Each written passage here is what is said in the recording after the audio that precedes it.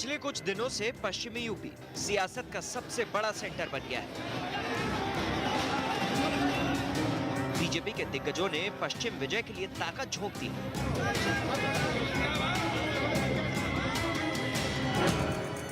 दूसरी तरफ अखिलेश यादव और जयंत चौधरी की जोड़ी दो हाथ के लिए तैयार है। इसलिए आज जनता का मूड जानने के लिए हम सीधे ग्राउंड जीरो पर उतर रहे हैं। जाटलैंड में हमारा सबसे पहला पड़ाव होगा हस्तिनापुर। नमस्कार व्यूअर्स, मैं हूं अमीश देवगन और आप इस समय मुझे ग्राउंड जीरो पर देख रहे हैं। मैं मौजूद हूं एक ऐतिहासिक जगह पर। मैं मौजूद हूं इस समय हस्तिनापुर में, यानी जहां से महाभारत का आगाज हुआ था और उत्तर प्रदेश की महाभारत का भी आगाज, यानी महासंग्राम जो उत्तर प्रदेश में है उसका आगाज भी इसी पुण्य धरती से होगा। आप समझ गए होंगे मैं कहां से मौजूद हूं, जो आजकल बहुत चर्चा में है, क्योंकि इसी के कुछ दूर कैराना है,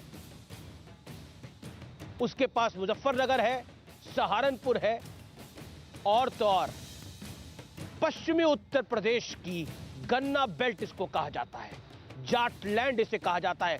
पूरा का पूरा चुनाव जो पहले दौर का है वो इन्हीं 136 सीटों पर है। यानी इस 136 सीटों की ग्राउंड जीरो की रिपोर्ट क्या है आज मैं आपके समक्ष लेकर हाजिर हूं, क्योंकि यहां पर अगर हम जाट मुसलमान का कॉम्बिनेशन मिला लें तो वो करीब तकरीबन 50% बनता है।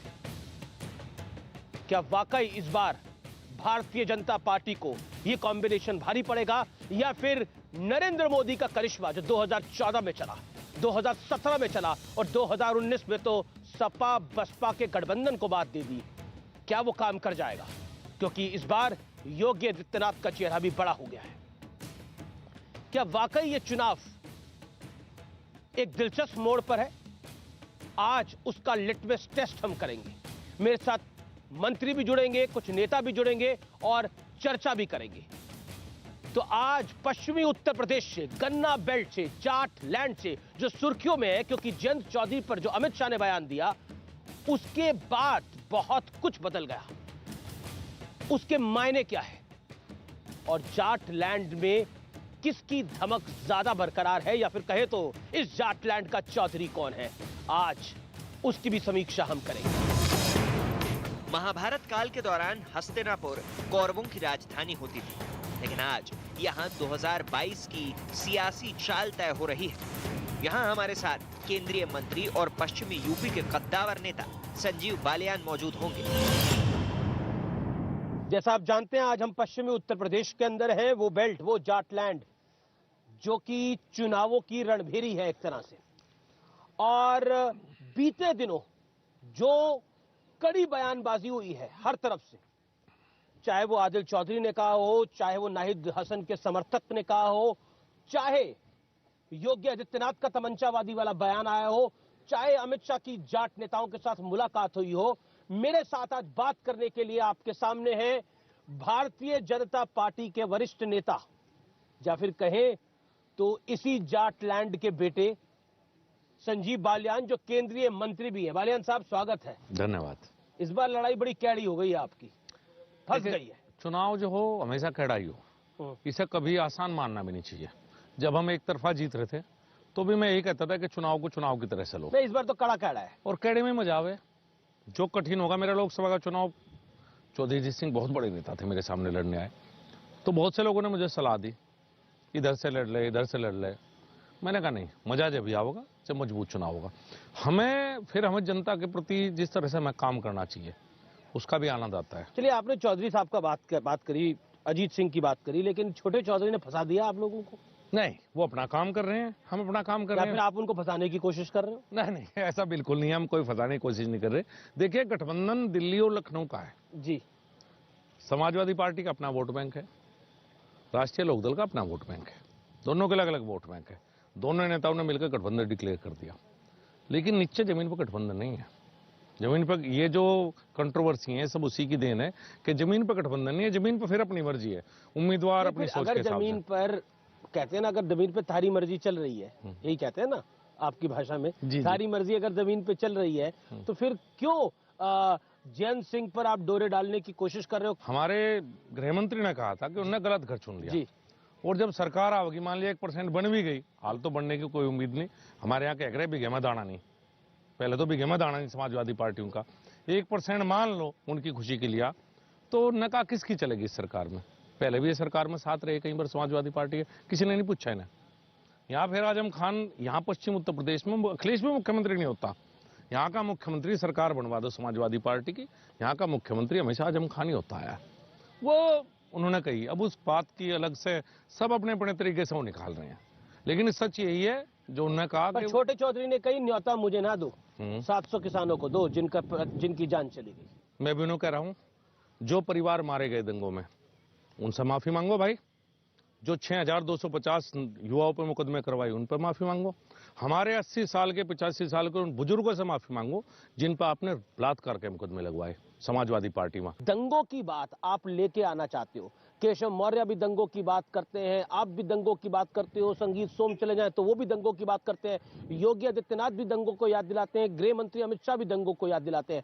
आप दंगों को भुलवाना ही नहीं चाहते। आप चाहते हो कि इधर हिंदू और मुसलमान में, यानी जाट और मुसलमान में डिवाइड रहे, लेकिन इस बार सपा कह रही है कि जाट मुसलमान एक आएगा तो योगी हार जाएगा।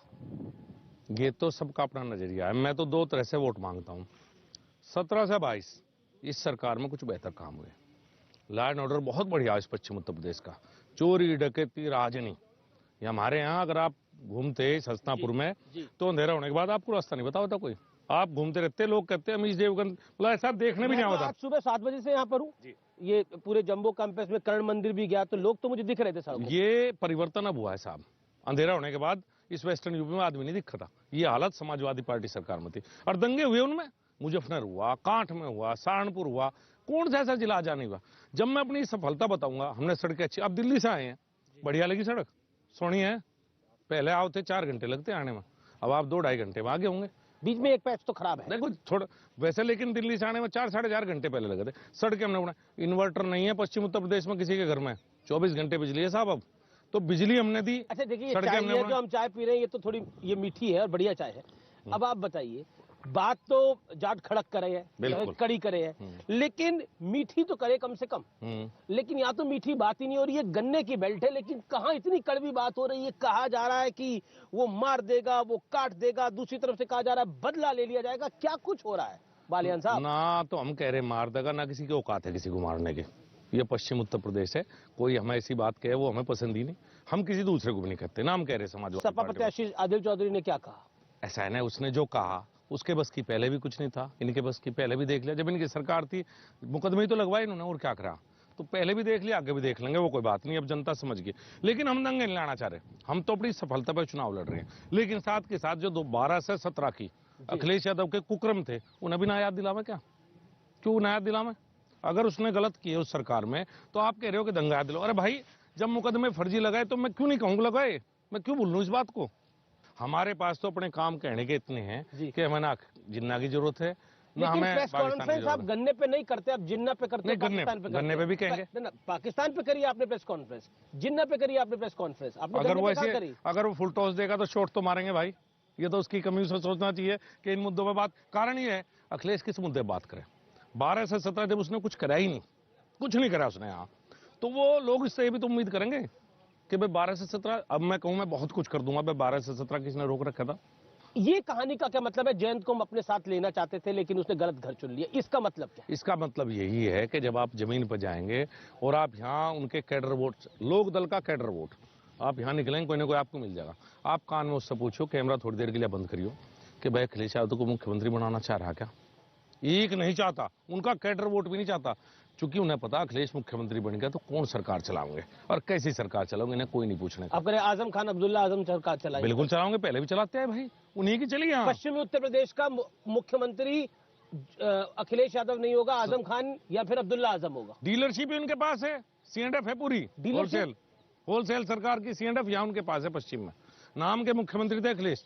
1 मिनट में SSP DM के ट्रांसफर ऐसे होते थे, मुझे लगा अखिलेश ने सिग्नेचर करके दे रखे थे। देखो मंदिर में खड़े हैं हम जी, मंदिर के परिसर में खड़े हैं। मैं व्यूअर्स बता दूं, ये जम्बू परिसर में हम खड़े हैं। ये बहुत प्रख्यात यहाँ का हस्तिनापुर का जैन मंदिर है और वहां हम खड़े हैं, इसके पीछे पांडवों का मंदिर भी है, फिर उधर कर्ण का मंदिर भी है।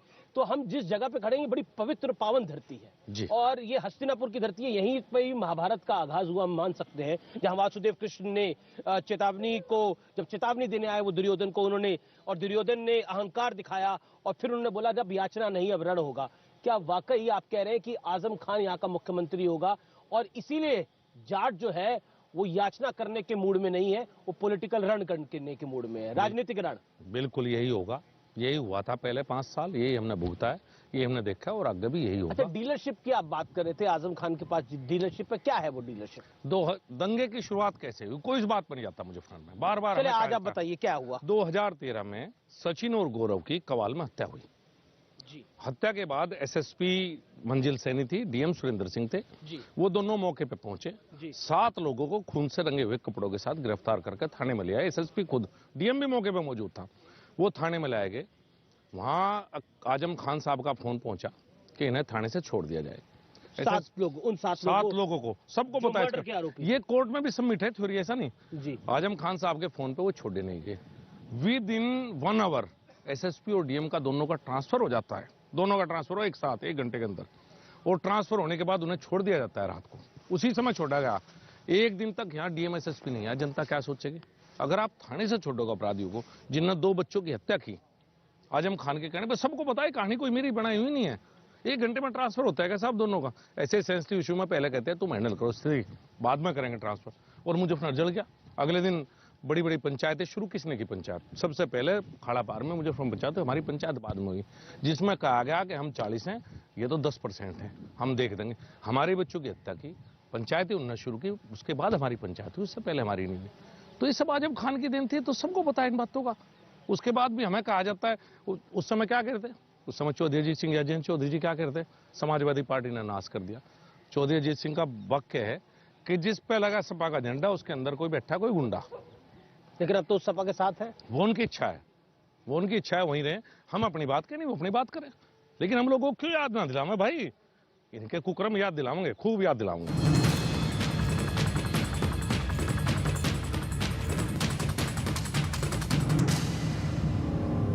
हम पश्चिमी उत्तर प्रदेश में मौजूद है, जैसा आप देख रहे हैं। मैं लगातार, मेरे साथ संजीव बालियान है, केंद्रीय मंत्री। संजीव बालियान साहब, क्योंकि आप केंद्र में मंत्री हैं, इसलिए ये सवाल आपसे बेहद आवश्यक है। ऐसा बार बार कहा जा रहा है कि एक डर का माहौल देश में खड़ा करा जा रहा है, एक ऐसा डर का माहौल जिसमें अकलियतें यानी अल्पसंख्यक समुदाय, या फिर इसको कह सकते हैं कि देश की दूसरी बहुसंख्यक आबादी, मुसलमान को डराने की कोशिश है। अब इस कड़ी में एक और बड़ा नाम जुड़ गया है, वो है देश के पूर्व उपराष्ट्रपति हामिद अंसारी का। उन्होंने अमेरिकन इस्लामिक काउंसिल की एक चर्चा को संबोधित करते हुए कहा कि इस देश के अंदर अकलियतों को डराया जा रहा है, डर का माहौल पैदा किया जा रहा है, इनटॉलरेंस हो रही है बहुत ज्यादा। पता नहीं ऐसे लोगों को इस देश ने एम्बेसडर बनाया, वाइस चांसलर बनाया, उपराष्ट्रपति बनाया, और सबसे बड़ी क्वालिफिकेशन उपराष्ट्रपति बनने में यही थी कि अल्पसंख्यक थे, ये अल्पसंख्यक कोटे में बने हैं। और इन इतने बड़े बड़े पदों पर रहने के बाद अब लगता है जहां आप खड़े हैं इस क्षेत्र में 40% आबादी है, अल्पसंख्यक नहीं है। अल्पसंख्यक होते हैं 2%, 4%, यहाँ 40% आबादी है। और पिछले 5 साल में आप देख सकते हैं ना कोई दंगा हुआ, सब प्यार से रह रहे हैं। कौन सी ऐसी सरकारी लग रहा है कि उन्होंने तो ये तक कहा कि एक धर्म विशेष को उकसाया जा रहा है, उकसा रहे हैं आप लोग।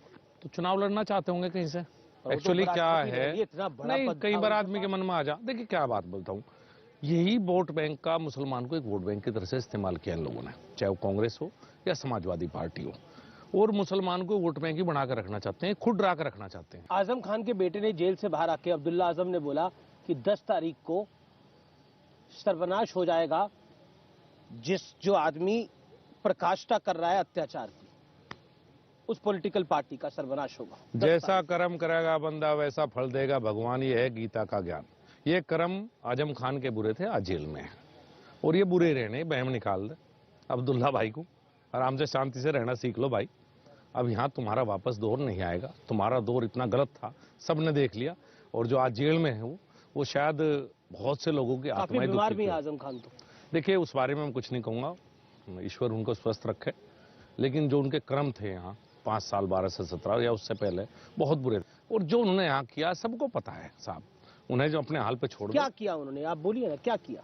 मैंने अभी मुजफ्फर का आपको उदाहरण बताया, उसके अलावा उन्हीं की तूती बोलती थी, जिस तरह के उनके बयान पर जो रहे हैं। मंत्री होता है उसकी तूती बोलती है। नहीं साहब, मंत्री तो बहुत हैं अभी, किसकी तूती बोल रही, सिस्टम काम करता है। तूती बोलने से मतलब क्या। तूती बोलने से मतलब यह है कि वेस्टर्न यूपी की एक तरह से अखिलेश ने छोड़ दिया था।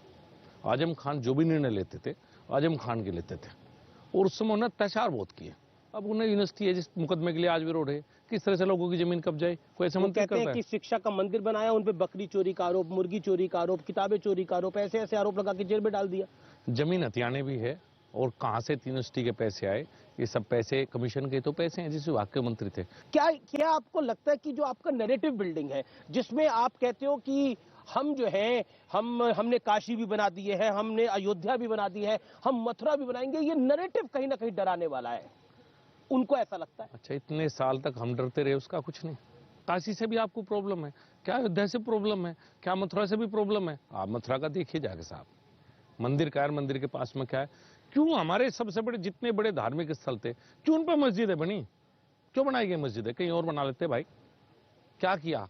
अगर उसके बारे में दो शब्द जिनका महत्व है हमारे जीवन में, जो हम बचपन से कहानियां सुनते हैं, उनके बारे में कुछ पर एक बात बताइए, ये जो मस्जिदें बनी, ये तो बनी मुगल काल में, ये बनी जब आक्रांता आए, अकॉर्डिंग टू हिस्ट्री ऑल्सो। जी, क्या आपको लगता नहीं है इसकी जिम्मेदारी कांग्रेस पे डाल देना, सपा पे डाल देना, आजम खान पे डाल देना जायज है। ये तो पोलराइजिंग करने का काम हुआ ना, मतलब फिर आप एक डिवाइड क्रिएट कर रहे हैं सोसाइटी में। ना तो मैं कांग्रेस के ऊपर डाल रहा ना किसी के ऊपर डाल रहा, वो तो उन्हें उसी समय किया था।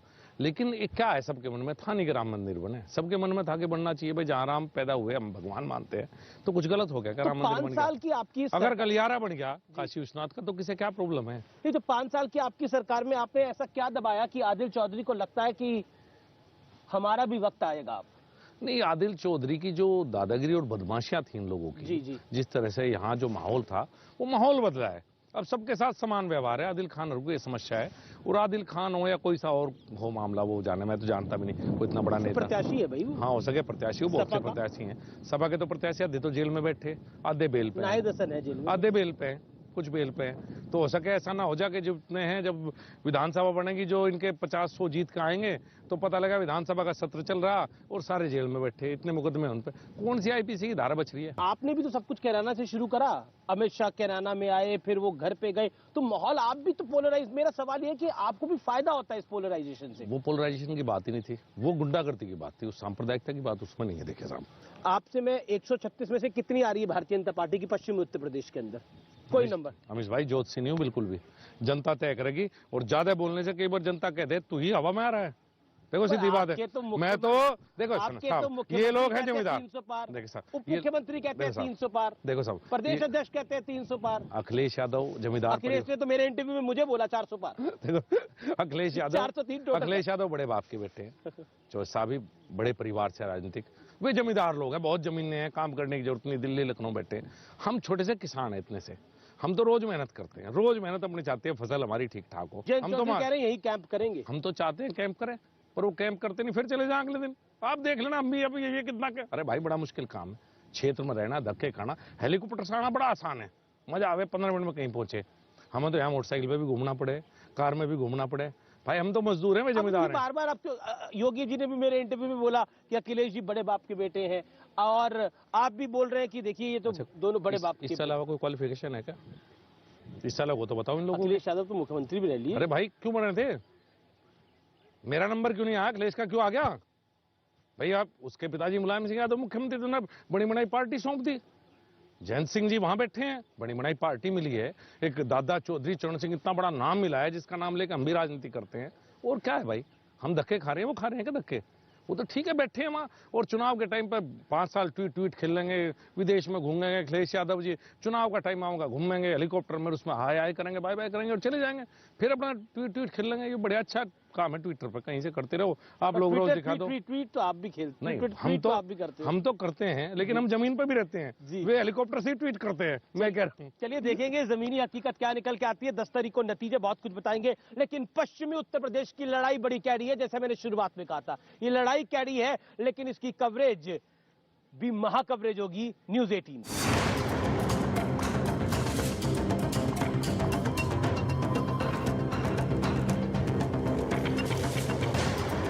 यहां से हम कई और इलाकों में जाएंगे, लेकिन हस्तिनापुर के लिए एक बात बहुत प्रखर रूप से जानी जाती है कि जो इस सीट पर चुनाव जीतता है, उत्तर प्रदेश में सरकार वही बनाता है, चाहे वो 2007 हो, चाहे 2012 हो और चाहे वो 2017 हो। यानी पिछली 3 बारी से यहां पर जो जीत रहा है वही सरकार बना रहा है। जाटलैंड में हमारा दूसरा पड़ाव है मेरठ।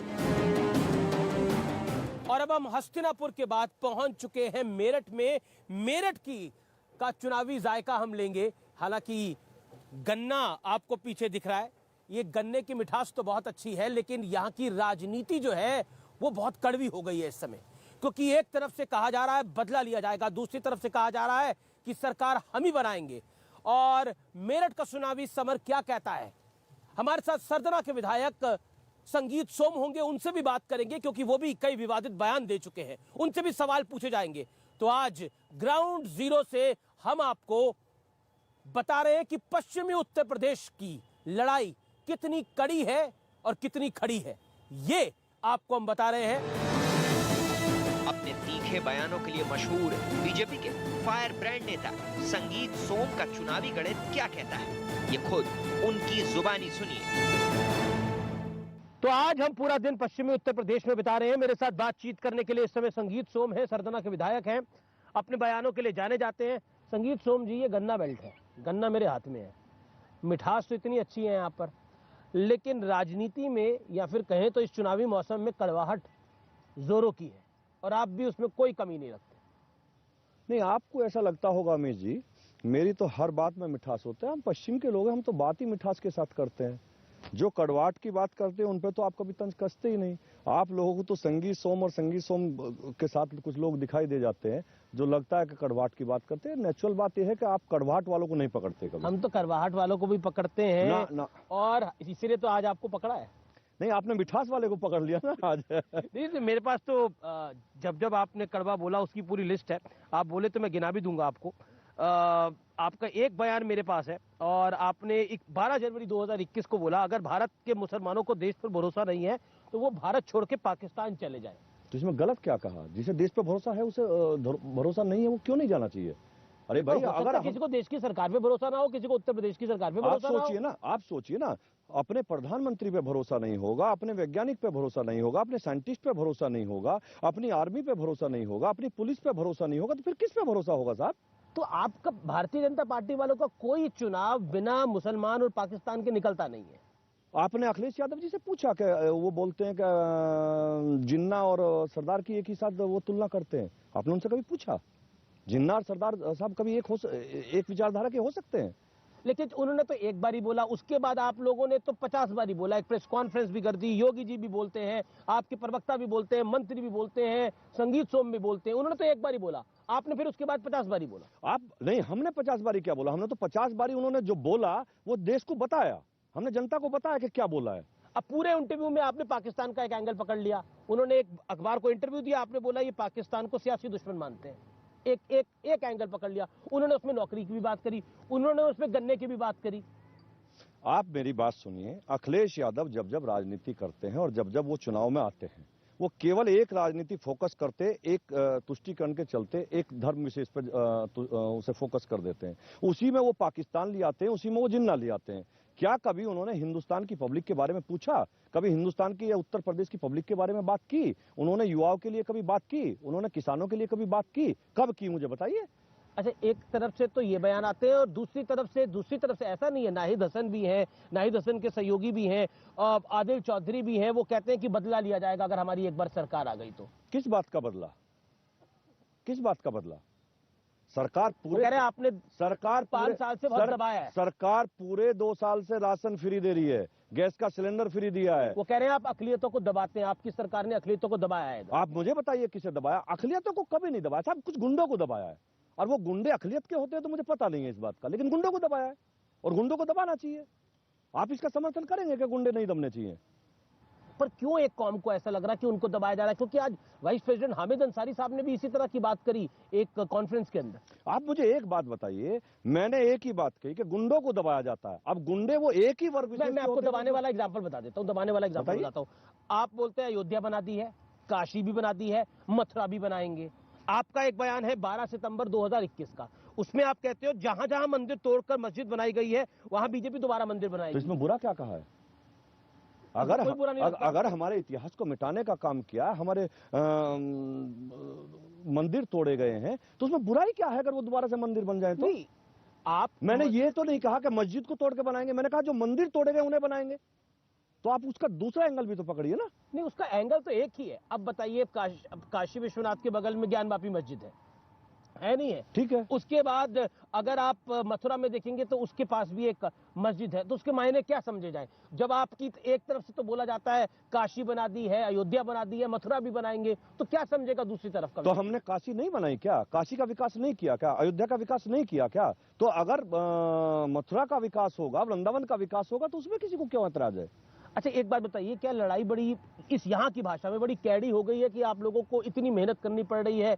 गृह मंत्री ने जाट नेताओं को बुलाया, भी कहा जयंत चौधरी तो नेता अच्छे हैं लेकिन गलत घर को चुन लिया उन्होंने। ये तो हम हमेशा कहते हैं, जयंत चौधरी के साथ तो धोखा हुआ है। मुलायम सिंह यादव ने अजीत सिंह चौधरी को धोखा दिया था और आज अखिलेश यादव ने धोखा दिया जयंत चौधरी को। वो तो धोखे की राजनीति करते हैं। क्यों इस तरीके से किया है आप बताइए? आप इसके से सहमत करेंगे? हमारे गांव में एक भाषा कही जाती है कि कोठी कुठले से हाथ मत लगाना, माल सब तेरा। जयंत जी को टिकट तो सब दे दिए, आदमी अपने लड़ा दिए। ये कहां का न्याय हुआ साहब? ये कहां का न्याय हुआ? कौन आदमी जयंत जी का लड़ा? समझ नहीं आ रहा, आप जयंत चौधरी की तरफ से आप लोग बैटिंग कर रहे हैं या उनके खिलाफ बैटिंग कर रहे हैं? हम तो जयंत चौधरी के साथ कौन सा खेल खेल रहे हैं आप लोग? जयंत चौधरी के साथ धोखा हुआ, वो भी तो हमारे भाई हैं, इसमें कौन सी बात है? तो चुनाव के बाद साथ ले लेंगे उनको? हम तो बिल्कुल ले लेंगे, हम तो उनके लिए हमेशा दरवाजे खुले। कहीं ऐसा तो नहीं है वोटर को कंफ्यूज कर रहे हैं कि इनको वोट ना डालो, ये चुनाव के बाद हमारे साथ आ सकते हैं? नहीं, वो तो आएंगे ही हमारे साथ। आप लिख के रख लेना, आज वो रह ही नहीं सकते। अब वहां कोई बात हुई है क्या? वो छोड़िए, धोखा हुआ है। धोखा हुआ। क्या धोखा हुआ? सीट मिलने का धोखा हुआ आपकी नजर? हाँ, सारी सीट। आप देखिए, सिवाल खास यहाँ ऐसी सीट है जिसपे जयंत चौधरी जी का आदमी, मतलब अगर उत्तर प्रदेश में बात करें कि जयंत चौधरी कौन सी सीट लड़ेंगे, तो सिवाल खास लड़ेंगे, और सिवाल खास पे अखिलेश यादव ने अपना आदमी लड़ा दिया। तो ये धोखा नहीं तो क्या है? ये धोखा नहीं तो क्या है? आप मुझे बताइए। लेकिन क्या आपको लगता है कि इस बारी, क्योंकि ये चुनाव जो है, क्योंकि किसान आंदोलन के बीच किसान आंदोलन भी हुआ, उसके बाद कहा जा रहा कि जाट बहुत नाराज है, क्या आपको लगता है ये आपके लिए एक मुश्किल चुनाव है? एकदम नहीं। आप मेरे साथ अभी चलिए, मेरे सारे प्रोग्राम जाट बाहुल गांवों में ही हैं। अभी धूम धड़ाके से प्रोग्राम होंगे और धूम धड़ाके से वोट मिलेंगे। जाट हमें सपा तो कह रही है कि बीजेपी विधायकों को घुसने नहीं दिया जाएगा वहां पर इस बार। आप रोक के दिखा दीजिए, कोई जाए बताइए सपा वालों को। आइए, संगीत सोम सारे जाटों में मीटिंग कर रहा है, बड़ी बड़ी मीटिंग कर रहा है। अभी भी जाट गांव में, ये जाट बाहुल गांव है जिसमें आप बैठे हैं, ये सबसे बड़ा मेरा यहाँ जाट बाहुल गांव है। और आप देखना, इसमें 90% वोट मुझे मिलेगा। अखिलेश यादव रोक ले आके। आज हम सुबह संजीव बालियान से बात कर रहे थे, उन्होंने बोला कि यहाँ का जो मुख्यमंत्री होता है वो अखिलेश यादव नहीं होता, यहाँ का मुख्यमंत्री आजम खान रहा है। आजम खान जो निर्णय करता था वही होता है। अगर पब्लिक आजम खान की सरकार देखना चाहती है वापस, तो फिर कर ले फैसला। मैं आपसे पूछता हूँ, आजम खान का नाम लेकर आप डरा रहे हैं?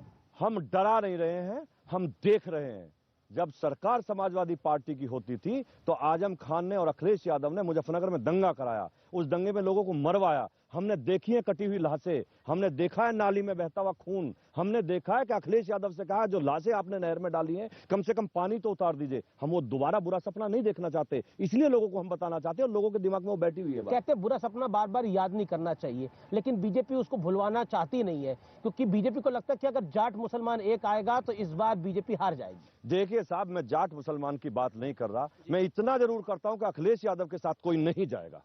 पर इस बारी तो कहानी ये है कि जाट प्लस मुसलमान 50% होता है इस एरिया के अंदर, वो अगर साथ आएगा तो आप लोगों को दिक्कत है। आप इसीलिए मुजफ्फरनगर का दंगा बार बार याद करा रहे हैं। अरे भाई, हमने झेला है साहब, हमने झेला है मुजफ्फरनगर का दंगा। हमने देखा है कि बहन बेटी को इज्जत के साथ क्या हुआ, हमने देखा है कि किस तरीके से लोगों को काटा गया। अरे क्या गलती थी साहब? नंगला मदोड़ पंचायत से मैं भी आया था, लोग आ रहे थे, आप रास्ते में रोक कर धड़ाधड़ गोली चलाएंगे, मार देंगे और मार के नहर में फेंक देंगे। इतना आसान नहीं है भूलना। आप लोग भूल सकते हैं, हमारे लिए इतना आसान तो नहीं है वो भूलना ना। क्या आपको लगता है कि जाटों के मन में अभी भी वो दुख, दर्द, वो पीड़ा, वो वेदना है? वो वेदना जिंदगी भर नहीं जा सकती। वो इतनी बड़ी वेदना है कि जिंदगी भर नहीं जा सकती। मर्डर नहीं हुआ, सिंपल मर्डर नहीं हुआ, तकुओं से आंख निकाली गई है वहां। वो सिंपल मर्डर नहीं थे। गौरव और सचिन की तकुओं से आंख निकाली गई थी, उनकी उंगलियां काटी गई थी। वो सिंपल मर्डर नहीं था, वो भूला नहीं जा सकता बिल्कुल। आप कह रहे हैं कि जैसे भारत जब आज़ाद हुआ और उसके बाद हमने कई वारदात, कई दंगे देखे 1947 के बाद, उसमें मुजफ्फरनगर दंगा भी एक बहुत अहम दंगा रहा, दुखद दंगा रहा। आप कह रहे हैं कि उसको जैसे भागलपुर दंगों को नहीं भूला जा सकता, वैसे मुजफ्फरनगर दंगों को नहीं भूला जा सकता, जैसे 84 के दंगों को नहीं भूला जा सकता। कैसे भूला जा सकता मुजफ्फरनगर दंगे को, आप बताइए। क्या वो आप इतनी आसान चीज मान रहे हैं कि जिन माओ ने, पूछिए ना उन माओ से जाके जिन्होंने अपने बेटे खोए हैं, पूछिए उस बाप से जाके जिसके इकलौता तो बेटा था उसे काट दिया फिर गया। क्यों जयंत चौधरी उन दंगों, जिनकी सरकार में ये दंगे हुए, उस पार्टी के साथ उन्होंने समझौता कर लिया, उन्हें कुछ तो दिख रहा होगा। ये तो आप जयंत जी से पूछिए जाके, वो तो वही उन्हें कुछ तो दिख रहा होगा। मुझे तो नहीं पता कि उन्होंने सोच समझ के फैसला लिया है। वो इंसान बहुत अच्छे हैं लेकिन इस फैसले में गलती कर गए। आपको लगता है आपके साथ आते तो वो फैसला ठीक होता? वो हमारे नेचुरल पार्टनर है, वो तो हमेशा हम साथ रहेंगे। पर देखिए 2009 में वो आपके साथ लड़े चले गए कांग्रेस के साथ, वो आपके साथ 2014 में भी नहीं थे, हम 2019 में भी नहीं थे, 2017 में भी नहीं थे। हम और वो परिवार के सदस्य, हम यहाँ सब मिलकर रहते हैं। तो वो राजनीति का अलग विषय है, हमारा परिवार है, वो हमसे अलग हो ही नहीं सकते। अच्छा, एक बात बताइए कि आप हिंदुओं को भी सर्टिफिकेट देते हैं। आपने एक और बयान दिया 21 सितंबर को ही, आपने बोला कि कुछ लोग आजकल सीजनल हिंदू बन गए हैं। तो सही बात नहीं है। अखिलेश जी आपको सीजनल हिंदू दिखते हैं? 100% सीजनल हिंदू है। क्यों? वो तो हमने देखा है, मैं अभी फोटो दिखा दूंगा। वो तो टोपी पहन के नमाज पढ़ते हैं, लेकिन जब चुनाव आता है तो वो मंदिर में टीका लगा लेते हैं। हालांकि हम अपनी कामयाबी मानते हैं। हालांकि नहीं, सब कैसे पढ़ लेते हैं? नहीं मतलब कई सब लोग क्यों पढ़ लेते हैं नमाज पढ़ तो बुरी बात नहीं, मैं पढ़ूंगा नमाज तो मैं फिर अखिलेश क्यों पढ़ेंगे? अखिलेश का पढ़ रहे नमाज। हाँ, हमने देखा ना, आप देखिए जाके, मैं फोटो अभी दिखा दूंगा आपको। नहीं, समाजवादी पार्टी को आप लोग नमाजवादी पार्टी बोलेंगे तो हम आपको नहीं बोलेंगे, आपके नेता हम नहीं बोलेंगे, वो है। हम बोल कहते हैं वो हिंदू है, भगवान कृष्ण का सपना आता है उन्हें। कब आया आपने सोचा? कब उन्होंने बताया, मैंने इंटरव्यू करा अखिलेश जी तो का। करे घोषणा वो क्या? उन्होंने बोला मुझे सपना आया भगवान कृष्ण का। ठीक है, तो वो करे घोषणा कि भगवान कृष्ण का मंदिर तोड़ के जो वृंदावन में मस्जिद बनाई गई थी, मेरी सरकार आएगी तो मैं मंदिर बनाऊंगा, करे घोषणा। आपने तो कहा सपना आया, तो करे ना सपना पूरा। उनका सपना है कि उनकी सरकार बन रही है, ये तो आपका सपना है कि अब आप मंदिर बनवाएंगे उधर। नहीं, हमारा तो काम है, हम तो जितने मंदिर तोड़े गए हैं सबको बनवाएंगे। लेकिन अखिलेश यादव कहे ना इस बात को। पर मथुरा में तो मंदिर है, मंदिर थोड़ी टूटा हुआ है, वहां पर तो मंदिर है। क्या बात कर रहे हैं? मथुरा में मंदिर है। आप इतिहास पढ़िए ना, आप इतिहास पढ़िए, वहां भी मंदिर तोड़ के मस्जिद बनाई गई है। तो क्या मतलब मथुरा की मस्जिद अब तोड़ी जाएगी, ये कह रहे हैं आप? मैंने ये कब कहा? मैंने मंदिर बनाने की बात करी है। तो फिर मंदिर कैसे बनेगा? अब वो आप विचार करिए कैसे। नहीं, आप कह रहे बनवाएंगे, हम विचार मैं करूं? तो अब जब हम बनवाएंगे तो आपको बता देंगे कैसे बनवा रहे। चलिए, एक जो कि बड़ा महत्वपूर्ण सवाल है, पिछली बार हमने देखा इस बेल्ट में आप लोगों को, भारतीय जनता पार्टी को 109 के करीब सीटें मिली। इस बार कह रहे हैं कि क्योंकि जो भी सर्वेक्षण आ रहे हैं उसमें ऐसा लग रहा है कि 75, 80, 70, 65 से 75 के बीच में भारतीय जनता पार्टी की स्थिति लग रही है।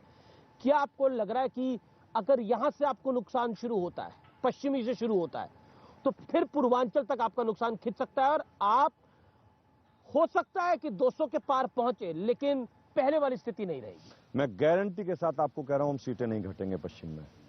हम एक भी सीट नहीं घटेंगे, हम सीट बढ़ेंगे। आप पब्लिक के बीच में तो जाइए। जब पब्लिक के बीच में जाते हैं तो लोग कहते हैं बचाइए साहब, समाजवादी पार्टी उत्तर प्रदेश में नहीं आनी चाहिए।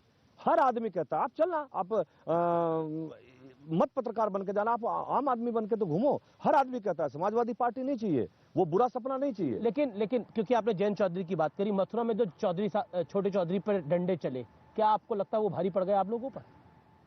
देखिए, पॉलिटिकल डंडे होते हैं साहब, ये तो हम पे भी बहुत चले, तो पॉलिटिकल डंडे होते हैं, ये कहाँ डंडे पड़े? पुलिस ने करे, मतलब वो बड़ी नहीं, जो वो पॉलिटिकल होता है कुछ, वो ऐसा नहीं है। वो किसी को, जयंत चौधरी नेता है, उन पे कौन डंडे पटका देगा? कैसी आप बात करते हैं? पर मथुरा में हुआ ऐसा? नहीं, ऐसा नहीं हुआ, वो आपका कहना है। ये कहना नहीं, हमने देखा, वो तो जयंत जी से कहलवा देना ऐसा जी। जयंत जी ने भी बोला, नहीं अभी नहीं बोला, मेरी बात हुई उनसे, उन्होंने नहीं बोला अभी। अच्छा, मतलब आपकी बात हो रही है? हमेशा होती है।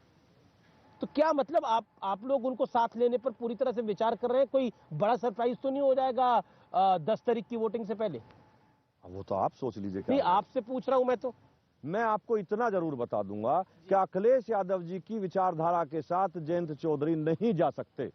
अखिलेश यादव की विचारधारा के साथ जयंत चौधरी पर गए हुए हैं। आप कह रहे हैं कि दिन में यकीन करिए, अभी हम खेत में बैठे हुए, जाने की कोशिश, अभी हम खेत में बैठे, सूरज निकला हुआ, आप बोले अंधेरा है, यकीन करिए। ये बताइए कैसे गए, कौन सा आदमी ऐसा है जो जयंत चौधरी जी का है और उनके सिंबल पे लड़ रहा है, मुझे एक बता दीजिए। पर देखिए, पार्टी उनके सपा के साथ है, पार्टी सपा के साथ गठबंधन में है। आप कह रहे हैं कि भरी दोपहरी में बोलो सूरज नहीं है, कैसे नहीं, बोले? मैं आपको भरी दोपहरी में वो कह रहा हूं कि आप ये मानिए कि बहुत तेज सूरज है, वो सच्चाई वही है। चलिए संगीत सोम, आपने हमें समय दिया, इसके लिए बहुत बहुत धन्यवाद शुक्रिया आपका। पश्चिमी यूपी से ग्राउंड रिपोर्टिंग के दौरान मेरठ में सीएम योगी आदित्यनाथ से भी हमारी मुलाकात हुई। आप जान रहे हैं कि आज सुबह से हम ग्राउंड जीरो से रिपोर्टिंग कर रहे हैं। आखिरकार पश्चिमी उत्तर प्रदेश के अंदर क्या भारतीय जनता पार्टी को इस बार बहुत मशक्कत करनी पड़ेगी, क्योंकि जाट जो है इस बार कुछ खफा दिखाई दे रहे हैं। क्या वाकई इस बार का चुनाव बड़ा इंटरेस्टिंग होने के लिए जा रहा है, क्योंकि पिछली बार यहां पर 109 सीटें भारतीय जनता पार्टी को मिली, लेकिन इस बार जिस तरह से जयंत चौधरी ने बोला मैं चवन्नी नहीं हूं जो पलट जाऊंगा, और उसके बाद घटनाक्रम बदला है। अखिलेश यादव और जयंत चौधरी ने प्रेस कॉन्फ्रेंस भी की है, इसके क्या मायने हैं आज हम इसको जानने और समझने की कोशिश करेंगे। इस समय मैं जहां खड़ा हूं वो मेरठ का कंकन खेड़ा है, उसका शिव चौक है, और पीछे एक बड़ा हटिए ना लोग, पीछे यहाँ पर डोर टू डोर कैंपेन होने वाला है भारतीय जनता पार्टी का, जिसमें सांसद राजेंद्र अग्रवाल भी होंगे, मुख्यमंत्री योगी आदित्यनाथ भी होंगे। हम यहाँ पर खड़े हैं, लोग हल्ला मचा रहे हैं, लेकिन सवाल इस बार भारतीय जनता पार्टी के लिए दिक्कत क्यों हो सकती है? क्या लगता है? कोई दिक्कत नहीं है, भारतीय जनता पार्टी की सरकार बन रही है। हमारा पब्लिकेशन का काम है मेरठ में। पहले व्यापारी पहले पिछली सरकार में व्यापारी बहुत ज्यादा डरा हुआ था। हम लोग पेमेंट के लिए निकलते थे, शाम में 6 बजे गाड़ी लूट ली जाती थी, डर का माहौल बना हुआ था। आज हम पूरे प्रदेश में अच्छे से व्यापार कर पा रहे हैं, कोई डर का माहौल नहीं है। आप बताइए, एक बीजेपी पे आरोप लगता है ये हिंदू मुसलमान बहुत करती है, पाकिस्तान जिन्ना बहुत करती है, बोलिए। ऐसा है कि पाकिस्तान को तो हमने धो डाला और सारी स्ट्राइक कर दी वहाँ पर रोजगार की बात नहीं होनी चाहिए। नहीं, रोजगार तो हमारा पक्का है। हम खुद अपनी मेहनत से जीते हैं और अपनी मेहनत से ही मेहनत करते हैं। हिंदू भाई भी है, मुसलमान भाई भी है, आप चाहे किससे पूछ ले ना। मुजफ्फरनगर के दंगों की बार बार पश्चिम यूपी में बात होती है। नहीं, ऐसा कुछ नहीं है। ये केवल मुद्दा उठाया जाता है। हमारे योगी जी सबका साथ सबका विकास, हम सब एक हैं। सबका विकास चाहते हैं। 1 लाख वोटों से जो है हमारे अभी तक दरवाजे जीतेंगे। योगी जी को इस बार 1 लाख वोटों से हम आर्मी से हैं, और आर्मी वाले सारे जो है योगी और मोदी के समर्थन कर रहे हैं, और हम कहते हैं कि ऐसे सरकार हमेशा आना चाहिए, गुंडाराज खत्म होना चाहिए। गुंडा राज बिल्कुल खत्म हो गया। टाइम क्यों खत्म हो गया उनका? हम बिल्कुल खत्म हो गया। पहले डर लगता था, हमारा रिपेयरिंग का काम है, आते हुए डर लगता था, अब बहुत सेफ है, वाकई में सेफ है। सरकार में हमारी बहन बेटे सुरक्षित है, रात में कभी भी जा सकते, कभी भी हमारी बहन बेटे एकदम सुरक्षित है। इस सरकार में योगी जी जैसा काम कर रहे हैं, ऐसा कोई सीएम नहीं। हमें तो योगी जी पसंद है। जय श्री राम। योगी जी पसंद है। ये माहौल है, ये बीजेपी का पीछे कार्यक्रम हो रहा है, तो आप पब्लिक को देख रहे हो कितना उत्साह है उसके अंदर। लेकिन निश्चित तौर पर वोटों के गणित के हिसाब से क्या वाकई पश्चिमी यूपी के अंदर भारतीय जनता पार्टी के लिए इतनी आसान स्थिति होगी, ये देखने वाली बात होगी। आज हम ग्राउंड जीरो की रिपोर्ट में आपको एक एक बात बता रहे हैं। अब बारी है उस नेता की जिनके ऊपर उत्तर प्रदेश में बीजेपी को सत्ता तक पहुंचाने की बड़ी जिम्मेदारी है। जाटलैंड के सबसे बड़े गढ़ मेरठ में हमारे साथ मौजूद होंगे उत्तर प्रदेश बीजेपी के अध्यक्ष स्वतंत्र देव सिंह। इस समय हम पश्चिमी उत्तर प्रदेश में मौजूद है, और पश्चिमी उत्तर प्रदेश वो इलाका है जिसे जाटलैंड कहा जाता है, और मेरे साथ मौजूद है बात करने के लिए भारतीय जनता पार्टी के प्रदेश अध्यक्ष इस कड़कती ठंड में स्वतंत्र देव सिंह। इस समय हम मौजूद है पश्चिमी उत्तर प्रदेश के मेरठ में। आज मैं सुबह से पश्चिमी उत्तर प्रदेश में हूं। यहां की भाषा में कहा जाता है कैड़ा। मुकाबला बड़ा कैड़ा हो गया है आपका, बताइए, यानी मुश्किल हो गया है मुकाबला। एक तरफा है। भारतीय जनता पार्टी की सरकार आदरणीय मोदी जी के नेतृत्व में, आदरणीय योगी जी के नेतृत्व में एक तरफा सरकार बना रहे हैं। कार्यकर्ताओं के परिश्रम की पराकाष्ठा, जनता के आशीर्वाद से एक तरफा हमारी सरकार बनेगी और पश्चिमी उत्तर प्रदेश में एक तरफा हम जीत हासिल करेंगे। आप देखते रहिएगा और जो वातावरण है, जिस प्रकार का हम लोग गांव में घूम रहे हैं, घर घर संपर्क कर रहे हैं, जन समर्थन और जन सैलाब भी लोगों को डोर टू डोर लोगों को संपर्क कर रहे हैं। लेकिन अगर इतना अच्छा सब कुछ था तो जाट नेताओं के साथ बैठक भी करनी पड़ी। बैठक के बाद ये भी कहना पड़ा कि जयंत चौधरी गलत घर में चले गए। देखिए, जो जाट की बात करते हैं, जाट पहले भी बीजेपी के साथ था, अब भी है और आगे भी रहने वाला है। लेकिन मतलब इस बार थोड़ा मामला गड़बड़ है। नहीं, लगता है गड़बड़ है, लेकिन गड़बड़ नहीं है। जयंत जी की जो बात होती है अलग विषय, लेकिन सपा का शासन बनेगा तो जयंत जी की नहीं चलेगी। इस राज्य का या पश्चिम उत्तर प्रदेश का मुख्यमंत्री आजम खान ही रहेगा और केवल आजम खान की क्षेत्र में चलेगी। बड़ा बयान आप दे रहे हैं। संजीव बालियान से मैं बात कर रहा था, वो भी ये कह रहे थे मैं कि यही कह रहा हूं, मैं आजम खान होते हैं मुख्यमंत्री। बोल रहा हूं कि पश्चिमी उत्तर प्रदेश में मुख्यमंत्री अखिलेश यादव जी रहे हैं जब और मुलायम सिंह जी आजम खान की चलती थी और इस क्षेत्र में केवल आजम खान की चलती है। आज मैं कह सकता हूं 2017 के बाद आदरणीय योगी जी के नेतृत्व में जैसा कानून का राज है, अब 12 बजे रात को बेटी मेरठ से शादी समारोह से शादी विवाह से अपने घर पहुंच सकती है। किसी की हैसियत नहीं कि उस बेटी को कोई छेड़ दे, और छेड़ेगा तो मरेगा। आप कह रहे छेड़ेगा तो मरेगा।